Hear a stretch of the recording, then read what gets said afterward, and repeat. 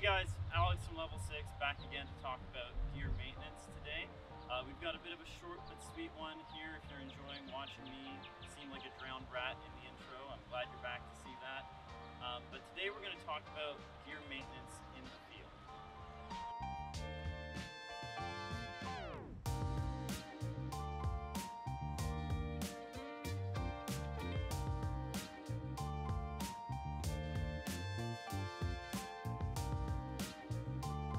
When you're in the field, obviously you can't do all the best practices we've been discussing.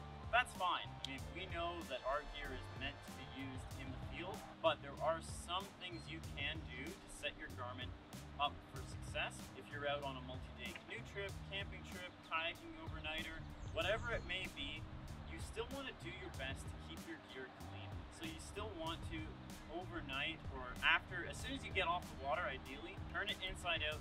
Give it a quick dunk in fresh water if that's where you're paddling. If you're in salt water, don't do that.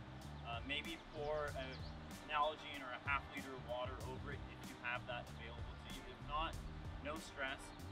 After you've cleaned it, you want to hang it inside out on a drying line to dry. The key thing here is you want the drying line to be out of the sun.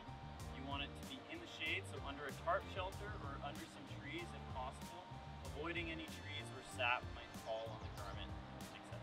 If you aren't able to do this or you miss it, even if you do all this, when you get back from your trip, it really is a good idea to wash your garment with that Pro Clean as we've discussed before. And if you've done